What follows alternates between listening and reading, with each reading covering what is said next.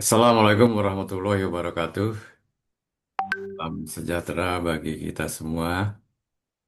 Selamat bertemu kembali di dalam acara PIPMI Market Review. Hari ini tanggal 19 September 2025. Oke.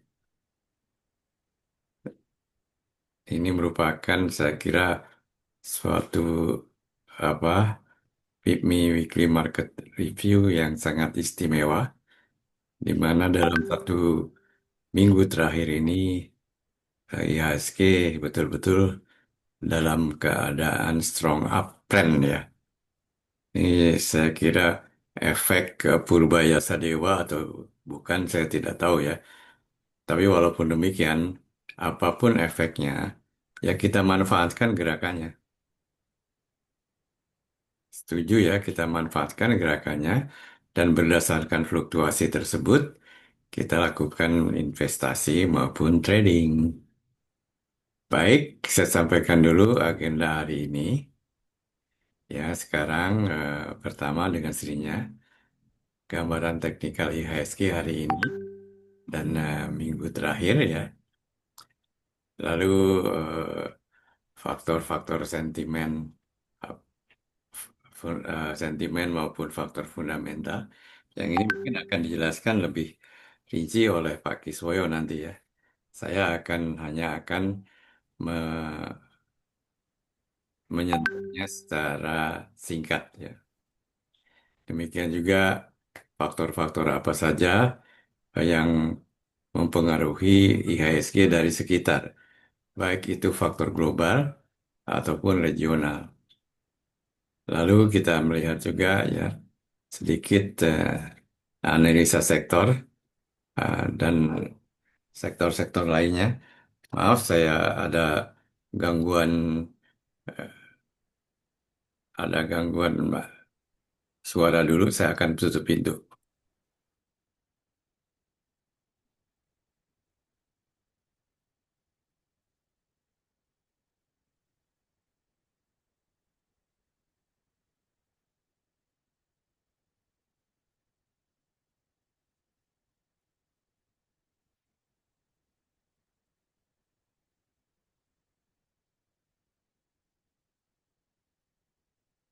Baik, saya lanjutkan. Lalu kita melihat apa saja risiko-risikonya. Dan yang terakhir tentunya adalah kita akan membahas kesimpulan ya, serta rekomendasi bagi kita semua. Bukan hanya untuk saya, akan tetapi saya kira untuk semua anggota PIPMI ya. Baik, gambaran teknikal indikator hari ini. Berdasarkan penutupan IHSG pada Jumat 19 September 2025 tadi jam 4 sore ya. Kita lihat di sini misalnya Bollinger Band harga mendekati upper band dan momentumnya bullish ya, dan kalau mendekati upper band dengan sendirinya ada potensi dia eh, jenuh beli ya, dan ada risiko adanya profit taking. Tetapi saya kira profit taking ini sifatnya di dalam strong uptrend hanya akan merupakan minor correction ya. Stokastiknya overbought ya. Akan tetapi masih saya anggap ini sebagai mega overbought. Eh, tetapi ya kok eh, konsekuensinya adalah ya, risikonya adalah ini akan merupakan sinyal koreksi jangka pendek ya. MACD masih positif mendukung momentum naik ya. Demikian juga RSI-nya kita lihat masih ada ruang untuk naik, belum ekstrim, belum ada overbought. Nah, saya kira mungkin alangkah baiknya saya juga eh, menampilkan gambarnya, gambar IHSG ini ya.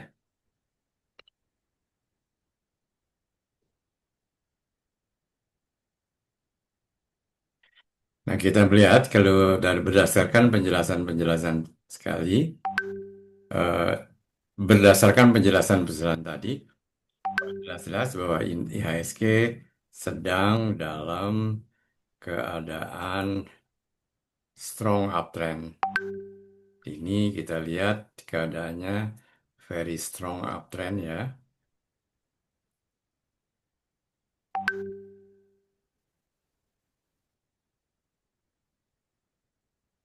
Uptrendnya besarnya maupun tren kecilnya. Kita lihat di sini, IHSG dalam strong uptrend. Akan tetapi saya kira eh, belum hari ini tidak sempat menyentuh upper band. Jadi kemungkinan pelanjutan momentum kuat akan masih berlanjut. Nah, kita lihat di sini tadi dijelaskan dalam caption pertama, nah, memang kita lihat eh, stokastik overbought. Tapi walaupun demikian, kita ada kelihatan di sini justru lengkungan kembali mengarah ke atas garis birunya, ya. Jadi menandakan ini masih menguat, merupakan bukan stokastik overbought, akan tetapi cenderung kepada mega overbought, ya, strong uptrend. Jelas-jelas MACD histogramnya sudah berubah dari merah menjadi hijau ya. Dan ini juga menunjang bahwa IHSG sedang dalam keadaan bullish. Stokastik belum overbought, jadi masih kemungkinan ada penguatan di minggu yang akan datang. Masih ada kemungkinan penguatan di minggu yang akan datang.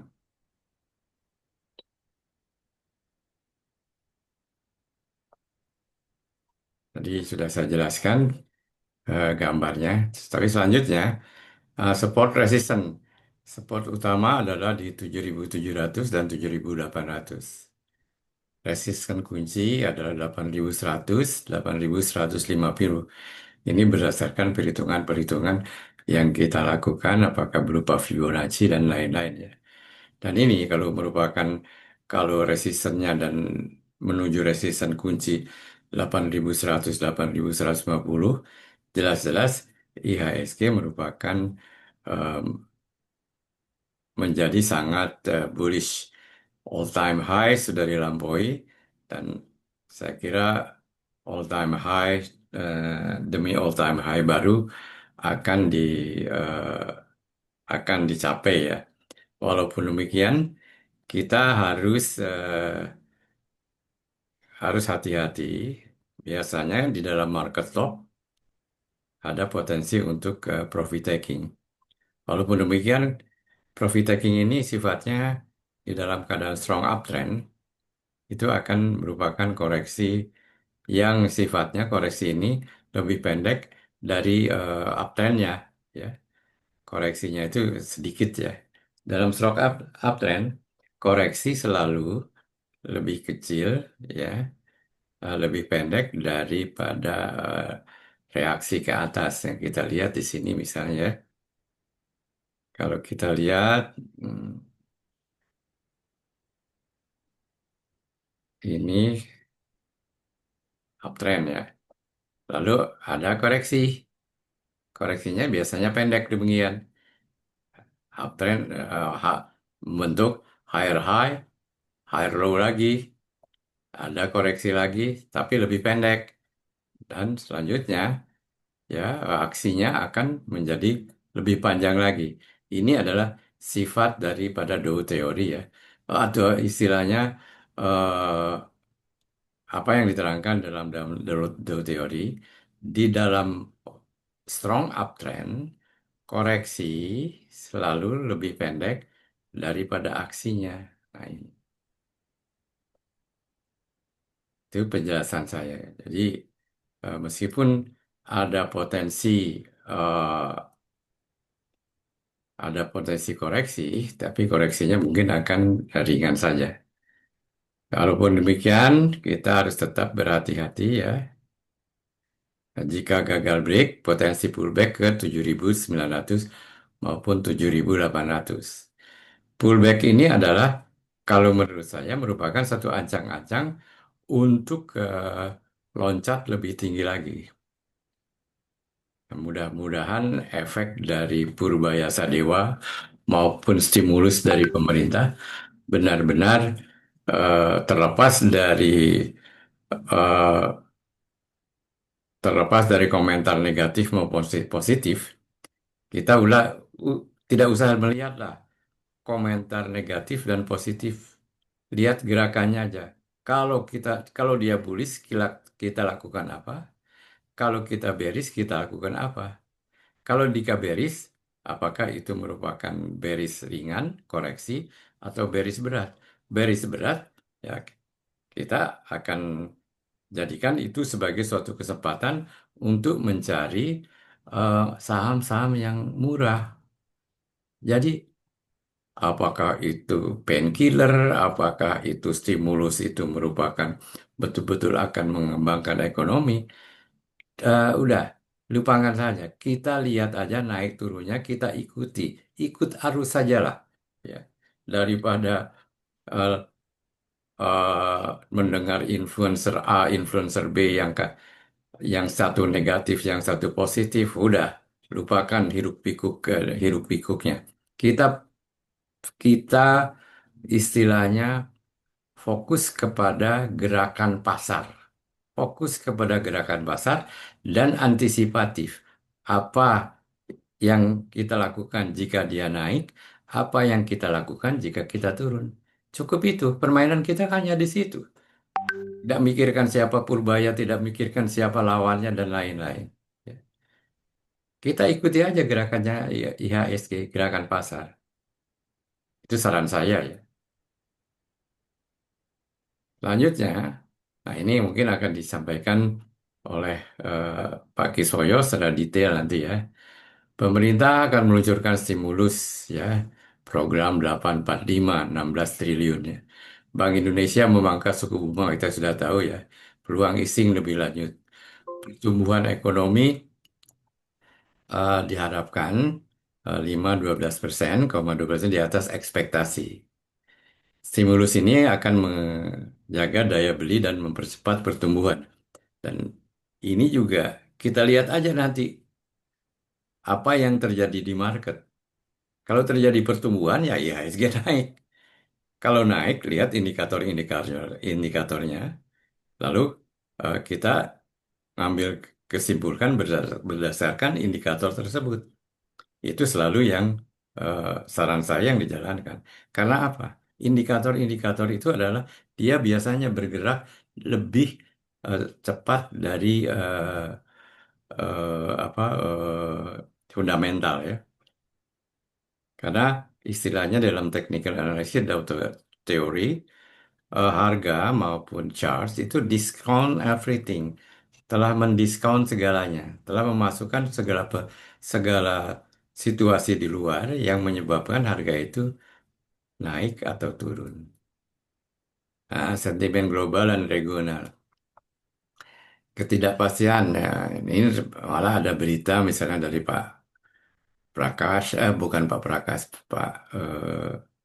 Pak Dev bahwa Fed akan direncanakan menurunkan eh, suku bunganya berkali-kali. Ada berita-berita tersebut. Betul atau tidak? Oke, kita terima aja. Tapi eh, implikasinya apa? Akan kelihatan di indeks. Dan kalau kelihatan indeks, kita mitigasi saja. Kalau turun bagaimana, kalau naik bagaimana gitu. Demikian juga apakah itu indeks, apakah itu saham-sahamnya. Lalu pelonggaran suku bunga ya, yang ini mohon dibahas oleh Pak Kiswoyo nanti karena saya tidak ingin menyentuh fundamental lebih dalam karena ini bagian dari Pak Kiswoyo untuk menerangkannya. Nah, dolar AS melemah. Ya ini mendukung rupiah dan IHSG. Lalu risikonya adalah perlambatan Cina, harga komoditas, geopolitik ya. Geopolitik misalnya serangan Israel ke Qatar, ke Doha, terutama sekarang Rusia sama Ukraina masih ada saja.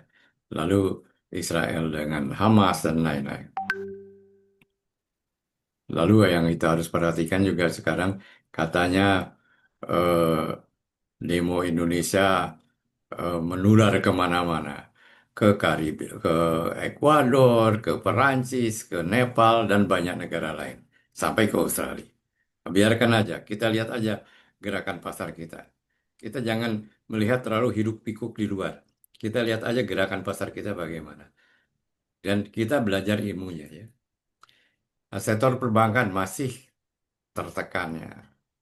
Non-performance loans ya, margin juga menyempit dan regulasi ini, terutama NPL ini saya kira ya. Dalam keadaan ekonomi yang melesu, biasanya NPL-nya menjadi problem. Nah, stimulus dan BI rate cut bisa membantu likuiditas. Ini bagian bagi Soyo ya. Risiko tetap ada jika rupiah melemah dan inflasi naik.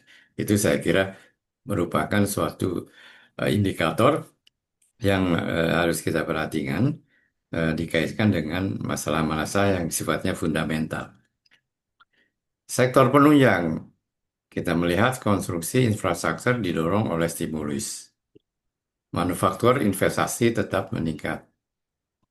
Konsumsi, retail, daya beli, kalau daya belinya naik dengan sendirinya ini akan eh, sektor ini akan ikut naik ya. Komoditas dan energi, jika harga global stabil atau naik, ini dengan sendirinya akan menunjang eh, IHSG juga akan ikut naik. Ya. Sektor perbankan, eh, impor sensitif, eksportif jika permintaan global melemah. Risiko penghalang, overbought. Nah ini tadi saya telah sampaikan bahwa di dalam keadaan saat ini, maka yang harus kita perhatikan adalah koreksi jangka pendek. Nah, koreksi ini menjadi kesempatan, koreksi jangka pendek. Kalau menurut saya, jangan cepat-cepat cut loss kalau dalam strong uptrend. Cut loss tiba-tiba naik lagi karena koreksinya minimal. Nah, lalu risiko politik kebijakan dan pergantian pejabat. Jadi dua dalam seminggu 2 minggu ini ada beberapa penggantian pejabat. Ini juga sebenarnya menimbulkan pertanyaan besar ya. Kita lihat bagaimana nanti langkah-langkah mereka ya. Apakah langkahnya positif terhadap market atau tidak. Lalu kita juga apakah pemerintah atau BI bisa menjaga nilai tukar rupiah dan mengendalikan inflasi atau tidak. Dan ini sebenarnya bisa kita lihat laporannya di dalam Trading Economics.com ya, websitenya. Saya selalu melihat di situ. Kalau kalau ada berita-berita hiruk pikuk, saya buka aja Trading Economics.com. Karena itu datanya real dari Bank Indonesia, dari pasar, dari eh, Badan Pusat Statistik ya. Lalu risiko eksternal, ya, The Fed, Cina, harga komoditas, dan harga energi. Harga energi masih sangat fluktuatif juga. Dan ini juga dengan sendirinya akan membuat market di Indonesia juga cukup eh, fluktuatif ya. Nah, ini yang harus diperhatikan juga nih. Saya lihat terutama di perbankan ini masih saja mereka lari gitu. Nah, ini menjadi perhatian kita. Jadi, saya melihat dan datanya dengan mudah di trading platform seluruh broker bisa lihat di sini. Ya. Eh, Sentimen asing ini, capital flows. Kalau di kita kan foreign sell, dan net foreign sale dan net foreign buy. Kita melihatnya di situ. Nggak usah repot-repot kalau di eh, kita sebagai pemain ya. Nah, kesimpulan, IHSG dalam uptrend kuat didukung oleh stimulus dan ekonomi positif. Technical masih bullish. Hati-hati ya. Ada overbought, mengarah ke overbought dan overbought akan menyebabkan kemungkinan adanya profit taking. Ya, profit taking ya koreksi, tapi dalam keadaan masih bullish, biasanya koreksi itu minimal. Banking tertekan, sektor konsumsi, dan energi positif. Fundamental domestik, kita lihat. Nah, di sini banyak pertentangan. Bilang ini adalah eh, painkiller, obat sementara aja, penyakitnya tidak akan sembuh. Yang lain mengatakan eh, positif, tindakan-tindakan pemerintah. Kita mah gampang. Kalau saya terutama, saya lihat aja di pergerakan IHSG. Naik, turun, naik, turun. Udah, nggak usah pikir-pikir hiruk pikuk di luar. Kalau influencer dan lain-lain. Kita akan bingung, ya. Mendengar si A, mendengar si B, ya. Mendengar si A yang anti pemerintah, mendengar si B yang pro pemerintah. Kita untuk tidak bingung, apa trade or invest what you see. Apa yang kita lihat? Kita lihat teknikalnya, kita lihat fundamentalnya dari masing-masing perusahaan. Nggak usah repot-repot. Apakah saham itu ah, fundamentally undervalue, fundamentally overvalue, technically undervalue, atau technically overvalue? Dan itu kita bisa baca. Nggak usah repot-repot. Ya. Lalu rekomendasi untuk investor dan trader. Perhatikan ya, breakout ya, terutama. Lalu gunakan stop loss, gunakan kita ke arah mana kira-kira koreksi ini maksimum, yaitu ke 7.900, 7.800. Selanjutnya breakoutnya 8.100 atau 8.150. Ini resisten ya. Dan ini tentunya akan eh, mempengaruhi keputusan-keputusan investasi maupun trading kita. Direkomendasikan investor fokus ke sektor konstruksi, infrastruktur, konsumsi, energi. Nah, ini bagian Pak Kiswoyo ya.